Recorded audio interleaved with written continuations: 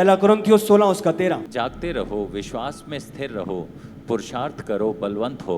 बलवंत हो, किस लिए बलवंत होना है? तुम युद्ध करने के लिए बुलाए गए हो। आप समझ रहे हो? हमें एक बात गहराई से पकड़नी है कि मैं योद्धा हूं और युद्ध करने के लिए बुलाया गया हूं, आत्मिक युद्ध के लिए बुलाया गया हूं। एक एक जन, सिर्फ पास्टर्स या सिर्फ अगवे या सिर्फ चर्च के लीडर्स नहीं, हर एक जन इस युद्ध को लड़ने के लिए बुलाया गया है। हालेलुया। पहला तिमोथियस 1 उसका 18। हे पुत्र तिमोथियुस, उन भविष्यवाणियों के अनुसार जो पहले तेरे विषय में की गई थी, मैं यह आज्ञा सौंपता हूं कि तू उनके अनुसार अच्छी लड़ाई को लड़ते रहे। तो इसका मतलब सिर्फ एक युद्ध नहीं है कि जीत गया ठीक है बस हो गया। इसका मतलब मैं लड़ते रहने के लिए बुलाया गया हूं। ये प्रेजेंट कंटिन्यूस टेंस है, ये खत्म नहीं हो रहा, ये लगातार। समझ लो, जब हम इस जीवन में हैं, हम बढ़ रहे हैं, हम युद्धों को लड़ने के लिए बुलाए गए हैं। सच्ची मसीहत एक युद्ध है। हालेलुया। असल मसीहत एक बैटल है, एक वॉर है। आप युद्ध में हो, आप बैटल फील्ड पे हो, आप युद्ध के स्थान पे हो। बाइबल में लिखा है सचेत रहो और जागते रहो, क्योंकि तुम्हारा विरोधी शैतान इस ताक में है कि किसको निर्बल पाए और फाड़ खाए। तो इसका मतलब आप युद्ध के स्थान पे हो, आपको एक्टिव रहना है, आपको जागते रहना है। आप आलसी नहीं बन सकते, आप अलर्ट हो। हालेलुया। हम सबसे पहले जान चुके हैं, बाइबल बताती है कि हम युद्ध में बुलाए गए हैं। आपको ध्यान देना, आपको घबराने की जरूरत नहीं है, क्योंकि ये युद्ध आप अपनी सामर्थ्य से नहीं पर परमेश्वर की सामर्थ्य से लड़ते हो। हालेलुया। इफिसियों 6 उसका 10।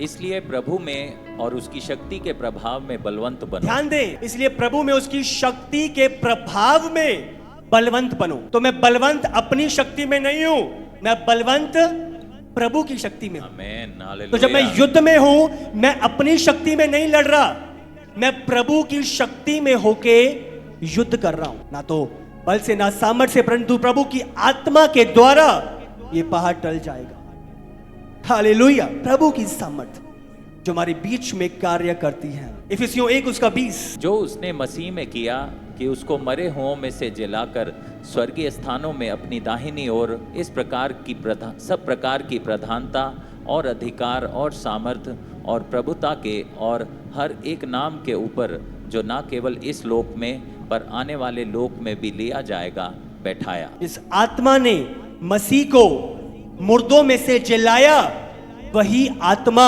हमारे जीवन में काम करती है, वही सामर्थ्य हमारे जीवन में कार्य करती है। हालेलुया। तुम अपनी सामर्थ्य में नहीं, प्रभु की सामर्थ्य में होकर लड़ रहे हैं। तो सबसे पहले आप जब जान रहे हो कि मैं युद्ध में हूं, आपको डर नहीं जाना, आपको घबरा नहीं जाना। इस युद्ध में जब आप लड़ रहे हो, आप प्रभु की सामर्थ्य से लड़ रहे हो। हालेलुया। जब यहोशू को प्रभु ने पुकारा और बुलाया, जब मूसा मर गया था, प्रभु के पास चला गया था, उस अगला लीडर यहोशू था। तो 3 वचनों में प्रभु ने बार बार उसे एक ही बात कही, हियाव बांध और दृढ़ हो जा। डरना नहीं तूने, सिर्फ हियाव बांध के तूने दृढ़ रहना है। जो युद्ध तू लड़ेगा, तू नहीं पर मैं तेरे लिए लड़ूंगा। हालेलुया। दाऊद कहता है संग्राम मेरा नहीं, संग्राम तो यहोवा ही का है। निकालो इफिसियों 6 उसका 11। परमेश्वर के सारे हथियार बांध लो कि तुम शैतान की युक्तियों के सामने खड़े रह सको। इसका 13 वचन भी पढ़ें अगर हम। इसलिए परमेश्वर के सारे हथियार बांध लो कि तुम बुरे दिन में सामना कर सको और सब कुछ पूरा करके स्थिर रह सको। उधर लिखा हुआ है खड़े रहो, इधर लिखा है स्थिर रह सको। तो हम डर के भागने के लिए नहीं, प्रभु क्या कह रहा है, हियाव बांध और दृढ़ हो जा और खड़ा रहे। हम खड़े रहने के लिए बुलाए गए हैं। जब हम युद्ध में हैं, हमें डर के भागना नहीं, हमें जानने की जरूरत है जो मेरे अंदर है वो सामर्थ्य है। 3 बारी निकालो, 14 वचन भी अगर आप पढ़ो। इसलिए सत्य से अपनी कमर कसकर और धार्मिकता की झिलम पहनकर। स्मरण रखना है, युद्ध में आपको भागना नहीं। जब आप युद्ध के स्थान पे खड़े किए गए हो, आपको खड़े रहना है। हालेलुया। आगे गोलियत क्यों नहीं खड़ा? आप उसे हराओगे यीशु के सामर्थी नाम से। आमेन। आप जयवंत होगे यीशु के सामर्थी नाम से। आमेन। आपको खड़े रहना है। इसी 6 उसका 12। क्योंकि हमारा यह मल्ल युद्ध लहू और मांस से नहीं, परंतु प्रधानों से और अधिकारियों से और इस संसार के अंधकार के हाकिमों से और उस दुष्टता की आत्मिक सेनाओं से है जो आकाश में है। ये युद्ध अब समझ रहे हो, लोगों के साथ नहीं है। ये युद्ध दूसरे धर्मों के साथ नहीं है। जब मसीहत में युद्ध की बात करी गई है, ये शारीरिक नहीं, ये आत्मिक युद्ध है। हालेलुया। हालेलुया। हम आत्मिक युद्ध को करने के लिए बुलाए गए हैं, परंतु प्रधानों से, अधिकारियों से और इस संसार के अंधकार के हाकिमों से और उस दुष्टता की आत्मिक सेनाओं से जो आकाश में है। तो सिर्फ प्रभु ने युद्ध में खड़ा नहीं किया, उसने अपनी सामर्थ्य दी है और हमें हथियार दिए हैं जिनको पहनकर हमें युद्ध को लड़ना है। हालेलुया। आपको समझना है, जानना है। शैतान, ध्यान दें, धोखा देता है। शैतान बहुत बारी धर्म के पीछे छुपता है। आप समझ रहे हो, शैतान आर्ट के पीछे छुपता है, संगीत के पीछे छुपता है शैतान, लोगों की समझ के पीछे छुपता है शैतान। हमें लग रहा है शायद ये गलत कर रहा है, ये बंदा गलत कर रहा है, ये ऐसा कर रहा है। हमें ध्यान रखना है, वो छुपा हुआ शैतान गलत कर रहा है। जो आप समझो, ये बंदा नहीं है, पर जो छुपा हुआ है ये इस बंदे को प्रेरित कर रहा है, पुश कर रहा है इस गलत कार्य को करने के लिए। लोगों के मनों को बांध देना। वो छुपता है, इधर उधर डोलता है, कभी यहां कभी यहां, कभी इधर कभी उधर। इफिसियों 6 उसका 16 पढ़ो। और इन सबों के साथ विश्वास की ढाल लेकर स्थिर रहें, जिसमें तुम उस दुष्ट के सब जलते हुए तीरों को बुझा सको। दुष्ट, शैतान का जिक्र आया है और वहीं पे दुष्ट का जिक्र आया है। हालेलुया। हमारा युद्ध शैतान के साथ है। शैतान कौन है? बाइबल बयान करती है शैतान प्रभु ने नहीं बनाया। अब समझ रहे, प्रभु ने एक दूत बनाया था जिसका नाम लूसीफर था, और बाइबल बयान करती है उसके अंदर घमंड आया, अपना सिंहासन प्रभु के ऊपर कर लूंगा, और उस घमंड के कारण बाइबल में लिखा है शैतान गिराया गया। अब समझ रहे हो? अगर आप निकालो ये शायद 14 उसका 12। हे भोर के चमकने वाले तारे, तू कैसे आकाश से गिर पड़ा है? तू जो जाति जाति को हरा देता था, तू अब कैसे काट कर भूमि पर गिराया गया है। अपना सिंहासन प्रभु के ऊपर बना लूंगा, तब मेरी वर्शिप करेंगे।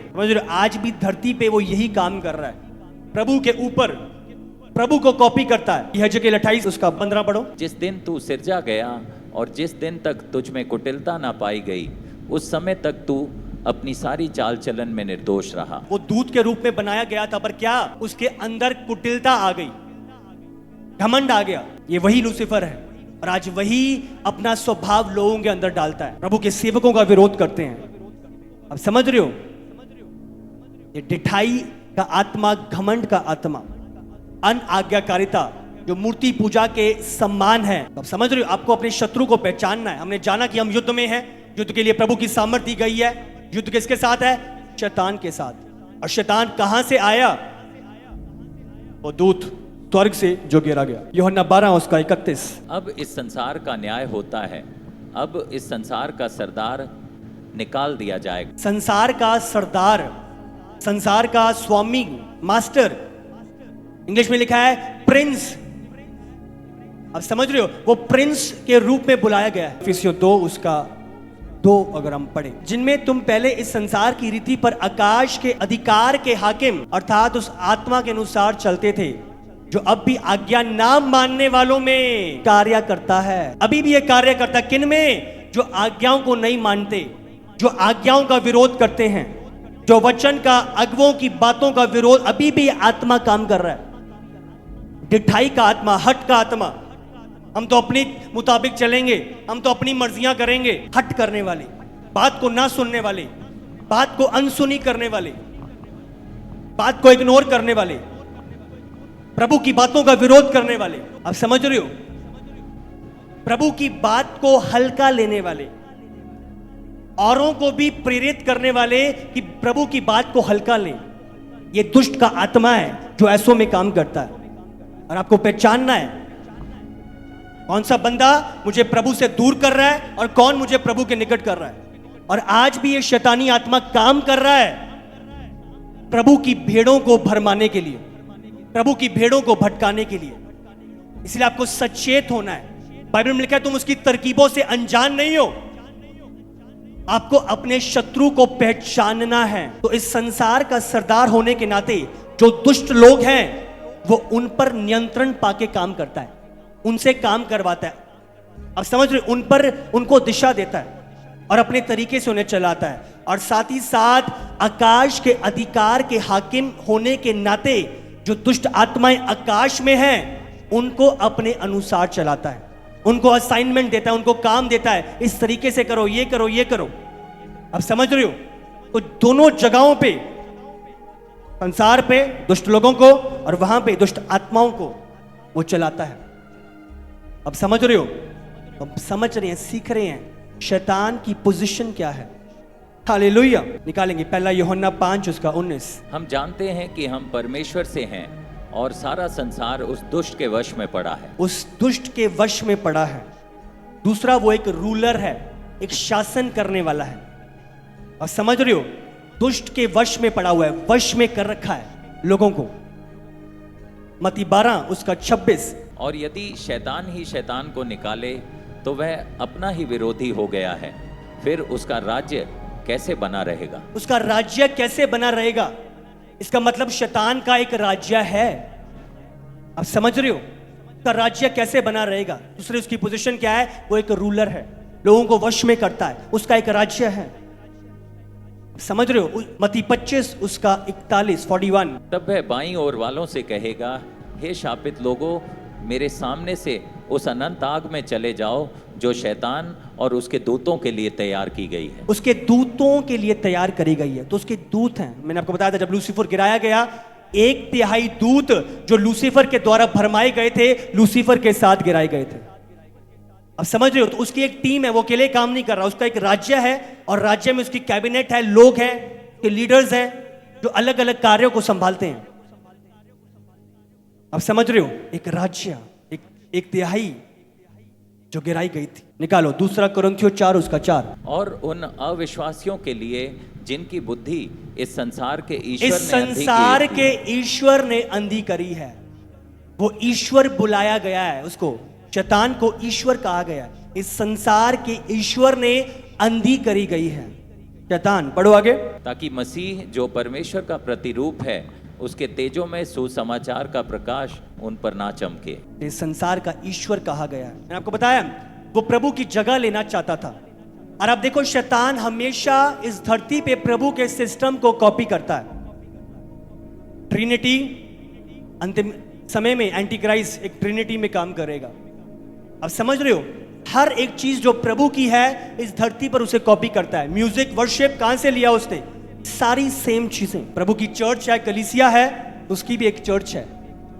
प्रकाशित वाक्य 2:9। मैं तेरे कलेश और दरिद्रता को जानता हूं, परंतु तू धनी है, और जो लोग अपने आप को यहूदी कहते हैं पर है नहीं, वह शैतान की सभा है। अब समझ रहे हो? कलीसिया क्या है? सही आत्मिक प्रभु के लोगों का एक समूह। अब समझ रहे हो? उसकी भी एक कलीसिया, उसका एक समूह है, उसके लोग हैं जो कार्य करते हैं, जो उसकी वर्शिप करते हैं। सेम चीजें मैंने आपको बताया वो कॉपी करता है। उसका एक खुद का सुसमाचार है। गलातियों 1:8। परंतु यदि हम या स्वर्ग से कोई दूत भी उस सुसमाचार को छोड़ जो हमने तुम्हें सुनाया है, कोई और सुसमाचार तुम्हें सुनाए, तो एक दूसरा सुसमाचार शैतान का भी है। अब देख रहे हो किस प्रकार वो ईश्वर प्रभु के सिस्टम को कॉपी करता है। और सुसमाचार, उसके खुद के लोग हैं, खुद के सेवक हैं। दूसरा कुरिन्थियों 11:15। इसलिए यदि उसके सेवक भी धर्म के सेवकों सा रूप धरें, किसके सेवक? शैतान के सेवक। आज शैतान के लोग भी है जो खड़े हुए हैं। अब समझ रहे हो?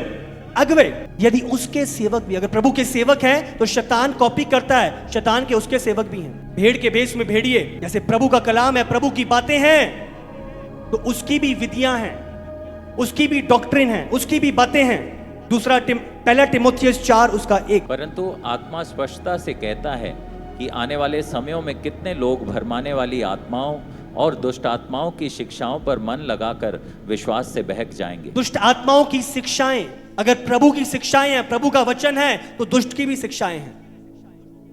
अब समझ रहे हो किस प्रकार हर एक प्रभु के सिस्टम को वो कॉपी करता है। इस संसार का ईश्वर,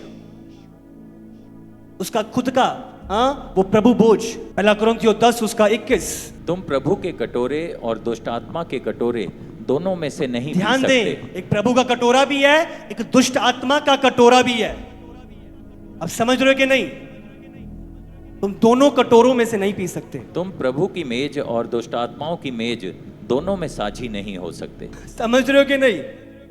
दोनों की मेज में, अगर प्रभु की मेज है तो उसने भी अपनी मेज लगा रखी है, प्रभु का कटोरा है तो उसने भी अपना कटोरा लगा रखा है, और तुम दोनों में साझी नहीं हो सकते। ज्योति का अंधकार से क्या वास्ता है विश्वासी का अविश्वासी के साथ? समझ रहे हो? वो ईश्वर होने के नाते प्रभु के सिस्टम को कॉपी करता है ताकि वहां जाने के बजाय धोखा खाकर उसकी और आकर्षित हो। संसार का ईश्वर, हालेलुया। शैतान की पावर क्या है? शैतान की सामर्थ क्या है? दूसरा थिस्सलुनीयों 2 उसका 9। उस अधर्मी का आना शैतान के कार्य के अनुसार सब प्रकार की झूठी सामर्थ और चिन्ह और अद्भुत काम के साथ। उसके पास भी सामर्थ है। क्या लिखा है? झूठी सामर्थ है। यहां पे बाइबल बयान करती है, और चिन्ह और अद्भुत काम के साथ। बाइबल क्या, कैसा समय आएगा जब 7 साल का एंटीक्राइस्ट का राज्य आएगा, मूर्तियां बोलने लगेंगी। ये सामर्थ आप समझ रहे हो? इल्यूमिनाटी जैसे ग्रुप्स पावर देके लोगों को फेम, पैसा, ये सारी चीजें क्या है? शैतान की सामर्थ के द्वारा वो चिन्ह, सामर्थ और अद्भुत कामों के साथ झूठ के चिन्ह भी हैं। तो प्रभु के सच्चे चिन्ह हैं, प्रभु के सच्चे हीलिंग्स हैं, प्रभु के सच्चे कार्य हैं, तो शैतान भी झूठे कामों को प्रकट करता है। झूठे चिन्ह, झूठे काम, झूठ की बातें हम देख रहे हैं हर जगह पे कि शैतान प्रभु के सिस्टम को कॉपी करता है। सेम बातें, ताकि लोग धोखा खाएं। क्यों कॉपी करता है? क्योंकि लोग धोखा खाएं। अब समझ रहे हो, जब एंटी क्राइस्ट की हम बात करते हैं, ये नहीं है कि वो मसीह का पूरा उलट होएगा, प्रभु ज्योति है और शैतान पूरा अंधकार होएगा। जब एंटी क्राइस्ट की बात हो रही है, यहां पे जिक्र हो रहा है कि वो क्राइस्ट की तरह बनकर लोगों को धोखा देगा। वो मसीह होगा नहीं, पर क्राइस्ट की तरह बनकर दिखावा कर कर लोगों को भरमाएगा। तो जब हम शैतान के विषय में सीख रहे हैं कि किस प्रकार वो सिस्टम को कॉपी कर रहा है, वो लोगों को अपनी ओर खींचना चाहता है, अपनी ओर आकर्षित करना चाहता है। सेम चीजें उसने बनाई हैं ताकि लोग धोखा खा लें और प्रभु की ओर नहीं, उसकी ओर आ जाएं। वो शुरुआत से धोखा, he is a deceiver, Bible बयान करती है, वो धोखा देने वाला है। अब समझ रहे हो कि नहीं? मेरे पास भी सामर्थ है, और ध्यान दें, आपको घबराने की जरूरत नहीं है। जो आपके अंदर है वो सामर्थी है उससे जो इस संसार के अंदर है। Hallelujah, hallelujah. वो सामर्थी है, पर बड़ी सामर्थ आपके अंदर है। आमीन। वो सामर्थी है, पर बड़ी सामर्थ मेरे पास है। गोलियत बड़ा दिखाई दे रहा है, पर बड़ी सामर्थ दाऊद के पास है। हालेलुया। शैतान का उद्देश्य क्या है? वो क्या करता है? यूहन्ना 8 उसका 44। तुम अपने पिता शैतान से हो और अपने पिता की लालसाओं को पूरा करना चाहते हो। वह तो आरंभ से हत्यारा है और सत्य पर स्थिर ना रहा, क्योंकि सत्य उसमें है ही नहीं। जब वह झूठ बोलता तो अपने स्वभाव ही से बोलता है, क्योंकि वह झूठा है, वरन झूठ का पिता है। वो झूठ बोलने वाला, वो धोखा देता है। जब 2000 के नोट आए, अब चले भी गए, तो बहुत सारे लोगों ने नकली नोट बना लिए। पता ही नहीं चल रहा था ये नीला नोट असली है, नकली है, क्या इसका वो है। तो इसी तरीके से शैतान नकली बन के आता है, असल को कॉपी करता है, पर वो कॉपी नहीं है, वो है नहीं, असल नहीं है, वो नकली है। हालेलुया। इसीलिए हमें पहचानना है, हमें इमोशनली नहीं, हमें स्पिरिचुअली चलना है, आत्मा में होके चलना है, आत्मा में होके बढ़ना है। हालेलुया। वो कॉपी करता है, वो कॉपी कैट है, वो रियल नहीं है। हालेलुया। शैतान धोखा देता है। और दूसरा उद्देश्य, शैतान बांटता है, डिवीजन करता है, फूट डालता है। ये शैतान का कार्य है प्रभु के लोगों के अंदर, कलीसिया के अंदर, सेवकों के अंदर, वो फूट डालता है ग्रुप्स के अंदर। मैंने आपको बताया था किस प्रकार शैतान रोकता है, नाश करता है, वो डायरेक्ट भी अटैक करता है। ये शैतान का कार्य है, उद्देश्य है। दो चीजें, सबसे पहले कि प्रभु का कलाम लोगों तक ना पहुंचे, गॉस्पल आगे ना पहुंचे, लोग उद्धार ना पाएं। और दूसरा कार्य शैतान का कि जो बच गए हैं उनको उनकी दौड़ से वंचित करना, उन्हें भटकाना, प्रभु से दूर करना। आप समझ रहे हो? एक तो जो दूर है उन्हें दूर ही रखना, और एक जो प्रभु के निकट आ गए हैं उन्हें प्रभु से दूर करना। तो ये दो कार्य हैं जो शैतान करता है। इफिसियों 6 उसका 16। और इन सब के साथ विश्वास की ढाल लेकर स्थिर रहो, जिससे तुम उस दुष्ट के सब जलते हुए तीरों को बुझा सको। तीर मारता है और तुम्हें खड़े रहना है, तुम्हें विश्वास की ढाल लेनी है। इसलिए वो विरोध का आत्मा पैदा करता है। आज क्या कर रहा है शैतान? विरोधी बना रहा है।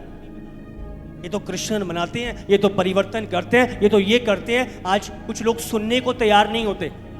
आप गॉस्पेल ले जाओ, वो पहले से नहीं, मुझे नहीं कुछ सुनना, मुझे नहीं कुछ करना। शैतान ने मन डीट कर दिए हैं। आप समझ रहे हो? तो वो हिंडर करता है, लोगों को रेजिस्टिव बनाता है कि वो प्रभु का विरोध करे, प्रभु की बातों को रिसीव ना करे। समझो, सत्य को आने ही नहीं देता, क्योंकि जानता है अगर सत्य आ गया तो शैतान के हर बंधन से लोग आजाद होंगे यीशु के सामर्थी नाम से। हालेलुया। आपको ध्यान रखना है, हम युद्ध में हैं, हम लड़ने के लिए बुलाए गए हैं। प्रभु की सामर्थ में प्रभु के हथियार हमें दिए गए हैं। हमारा शत्रु शैतान है। कहां से आया हमने जाना, क्या सामर्थ्य है, क्या उद्देश्य है उसका, आपने जाना आज। हालेलुया। मैंने आपको बताया शैतान धोखा देने वाला है। वो सच को गलत और गलत को सच बताता है। अब समझ रहे हो कुछ चीजें जो शैतान करता है? सबसे पहला, शैतान लोगों को गलत जगहों पर बिजी करता है ताकि सही जगह पर वो ध्यान ना लगाएं। अब समझ रहे हो? गलत जगहों पे बिजी कर देता है ताकि उनका समय रियल जगह पर ना चले। बाइबल में लिखा है, समय को बहुमूल्य जान क्योंकि दिन बुरे हैं। तो शैतान समय को चुराता है, गलत जगहों पे बिजी कर दे रहा है। जलन, ईर्ष्या, गुस्से, गलत की लड़ाइयां, गलत के कलेश, व्यभिचार, समझ, अलग जगहों पे बिजी कर देता है। दूसरा, वो उनके कामों में ही व्यस्त कर देता है। उनके कामों में इतना व्यस्त कर देता है कि उनके पास रियल चीजों के लिए टाइम नहीं निकलता। उन्हें लग रहा है बहुत काम कर रहे हैं, बहुत वो कर रहे हैं, पर वो शैतान के धोखे में लोगों को प्रेरित करता है कि वो फजूल खर्ची करें और कर्जे में चले जाएं। ये शैतानी आत्मा है जो लोगों से फजूल खर्चे, फालतू की चीजें खर्च करवाता है और उन्हें कर्जे में लेके जाता है। ये सारे टैक्टिक्स हैं। आपको अपना ध्यान आप प्रभु से हटा के फालतू की चीजों पे लगा लो। ये तरकीबें हैं शैतान की, अलग अलग चीजें। शैतान टीवी, फोन में इतना व्यस्त कर देता है, प्रभु की आवाज लोगों को सुनाई नहीं देती।